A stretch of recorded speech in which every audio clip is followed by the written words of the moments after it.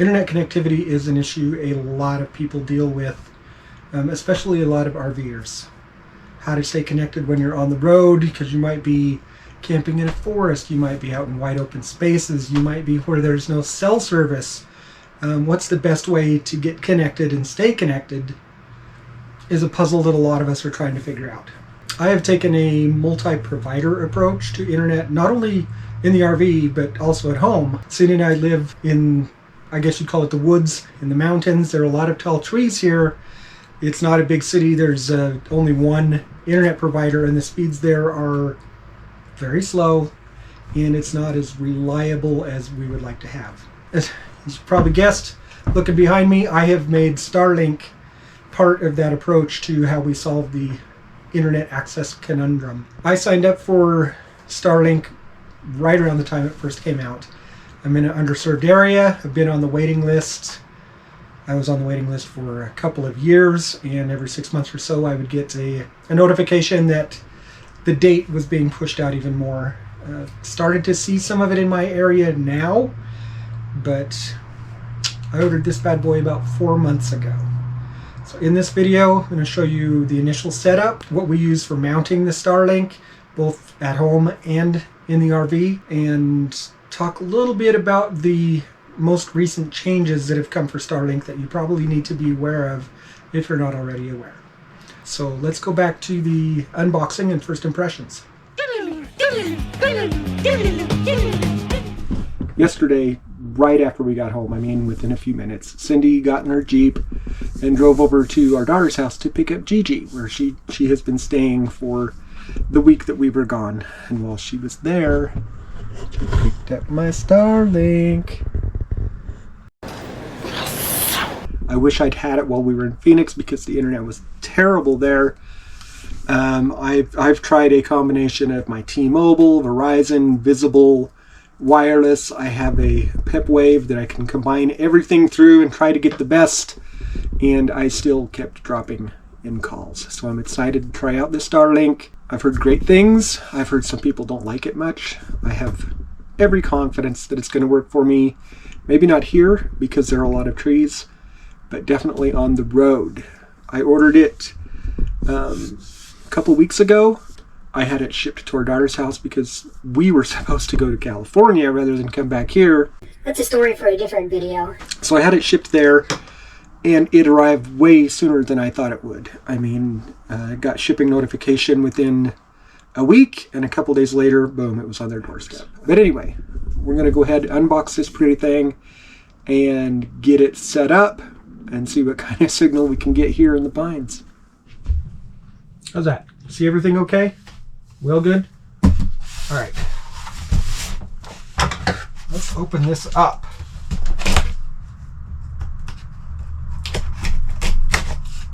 So far, so good.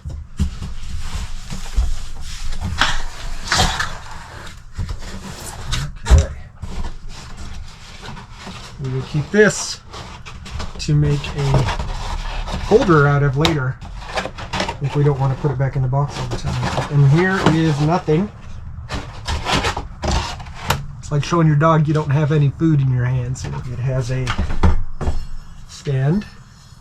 It has a dishy. And it has a Starlink router. Dishy with a very long cable. Power cord. Regulatory notices. And nothing else in the box. The setup instructions are going to be in the Starlink app. So you'll need to have that downloaded. Once you start the app, it's going to say, hey, can Starlink use your location? Connect to things on your network. You do your preferences. For me, it's while I'm using the app. And then we're going to switch over and record on the screen to show you the setup there. And I'll be back here as necessary. Okay, here we go. We're going to select our Starlink. Boom, have that dish. Are you sure? Pretty sure. Confirm. Find a location and tap. Check for obstructions. I'm going to have some obstructions, but let's go out and check for a location. I know we're not going to get great signal here, but we are going to put the dish on the roof So at least have some coverage so we can get it set up, get all the updates downloaded, that kind of thing. So we'll do a little prep work here. Pretty much involves plugging the router in right now. Like so. Did you catch that? It just goes right in the bottom. This cable on the dish is also going to plug into the bottom under there, but we're going to do that after the dish is on the roof, on the mount, and somewhat stable. So let's go find a ladder.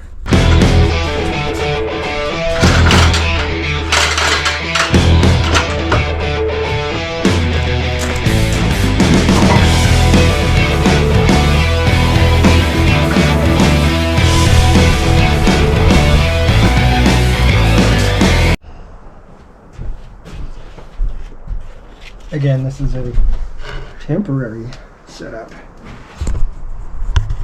There. Plug that in the bottom. And we will go tell the phone that we're ready to set it up. The dish is up on top of the house. You can see the trees that we're going to deal with here. So let's go see if it's doing what it's supposed to be doing and tracking and all that good kind of stuff. I've heard that it can take several hours to download everything and get it going, but I have hopes that it's going to be faster than that. Starlink is online. We're going to check the visibility button to see what we're dealing with in the sky. As you can see, Starlink is still collecting data on obstructions. This will take another 6 hours. We're just going to let it do that. I know there's a lot of obstructions. I expect some interruptions here, and I'm okay with that. Check the range. I'm not going to do that, walk around the house looking for Wi-Fi signal, but we are going to check it here. It's poor here, but we're a long ways away. And the speed, I've got 50 milliseconds latency and 35 meg download,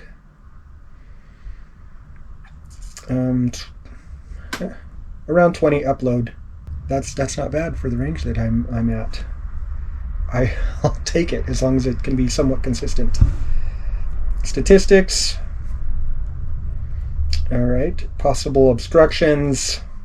Yeah, we expected that a little bit more actually than what I have. Throughput is good. We'll see how that continues to go as I use it more. And network, of course, one device. Settings, Wi-Fi configuration, everything's automatic. Good there. There's the button to stow the Starlink when you're getting ready to travel, so it will put itself to sleep, put it away. You're not worried about any service. Not going to factory reset or set up another Wi-Fi or another one. So yeah, I will let you know how it goes throughout the day because I'm going to actually use it to upload today's YouTube video. Wish me luck. Wasn't that fun? So here we are 4 months later. Let me cover how we're setting up Starlink when we get to a site, and it's the same tools we use at home. So I'll give you a shot of both of those. First off, like so many others, we bought the 20-foot telescoping flagpole kit from Harbor Freight. Very reasonable priced. It works well for us. Simple enough. It is a flagpole. You can hang a flag on it. Even when you have your Starlink on it, I recommend that you don't do both in high winds. This does very well with just the Starlink in a high wind. Very little sway, enough that it doesn't affect the internet connection. So with the flagpole, you just turn it and put it up and lock it back in place. A lot of people mount this with a flagpole buddy that you can buy online. We do not use that, but the mount, the flagpole bottom, is the same size as the flagpole buddy mount. So you have two options to connect that flagpole buddy. One is the telescoping flagpole comes with this adapter. It fits over the flagpole and will also go over your flagpole buddy. Another way to mount that with the flagpole buddy is to just take off these bottom two sections of the flagpole, and then this third one will fit right into that. I don't worry about that because we don't use it. What I use is a tire mount. Flagpole2go.com. Got mine on Amazon.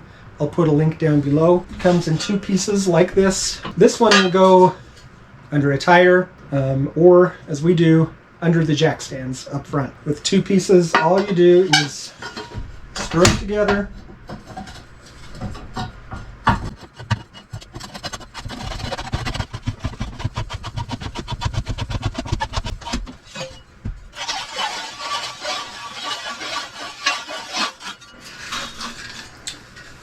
When you set up, you'll put this under the jack stands, up front, jack stand, before you get everything set up.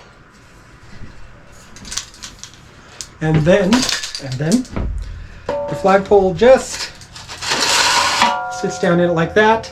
Put your Starlink in, set it up. To mount the Starlink here, you can go on Etsy and buy a custom-made mount for that. You can get them on Amazon. Starlink even sells the mounts for this. It comes with a hardcover top that you screw a little flagpole ball into. Don't use the ball. What I did was just drill out that mount to the edge, like so. Use a drill. There are screws on either side. I took one of those down to nothing, and the Starlink fits perfectly in there.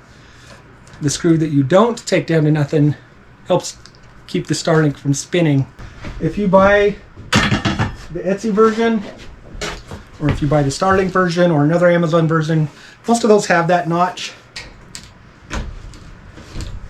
Come around, that lines up perfectly and sits in. Of course, you'll have the network cable in there. Slides right back out too.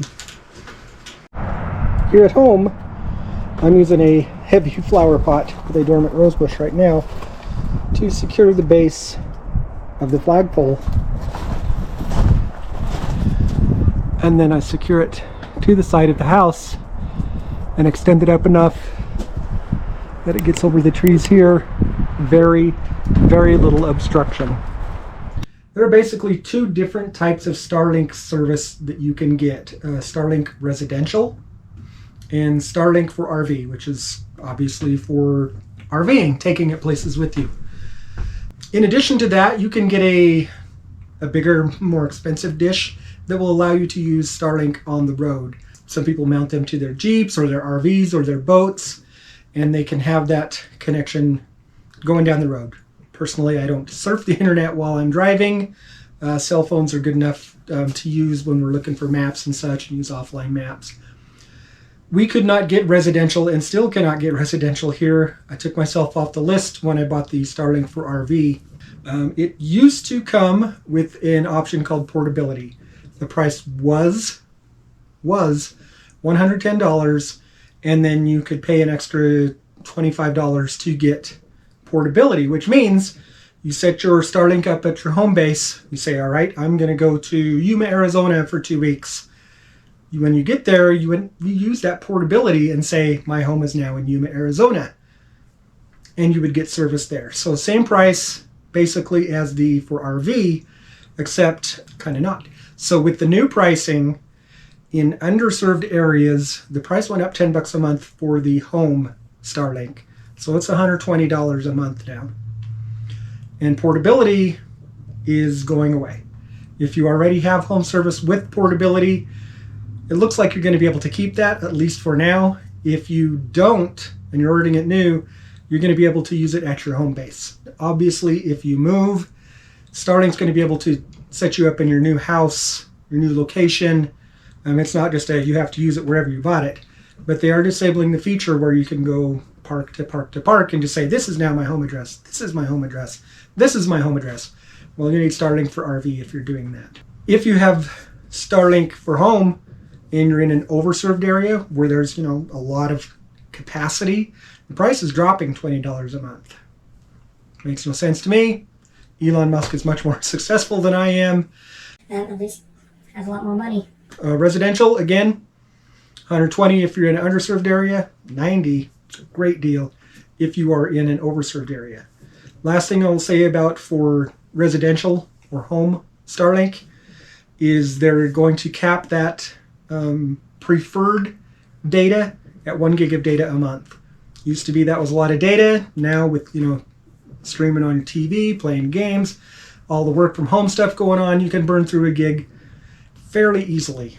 The only thing that will happen when you hit that gig is you will be deprioritized, which is what Starlink for RV is anyway. It's a best effort service. For me, it's been great. It's been absolutely fantastic. Price has gone up to $150 a month. That's a lot. But if you have to have that internet, or you need that internet anywhere, it's not bad. I've paid a lot more for a lot less, and it's something that we use all the time. It's worth the money for me. Again, it's part of a multi-prong approach to internet connectivity for us. We spent a week at Lake Tahoe in the woods. Starlink would not have done us any good at all there. Fortunately, we had other avenues that we were able to get good service at.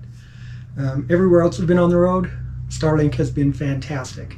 Mostly clear line of sight. It's good enough. And the service just keeps getting better from everything that we've seen. So is Starlink the option for you? It might be. Ask me any questions you have about it. I use it daily. I'm on there. I'm checking. That's what I do. I'm checking how it's working. I'm constantly checking the speed, trying to get it better. I've moved it a couple of times here at home to get the perfect line of sight. It's really worked well for us. So I'm open for any questions, suggestions, comments. You know what to do. If you like what you're seeing, if you want to see more content, if you want another update on Starlink after I've used it a little bit more, hey, subscribe, hit that notification bell so you know when the new stuff comes out. Thanks for watching. I'll see you on the road. Every time you say goodbye, every time you say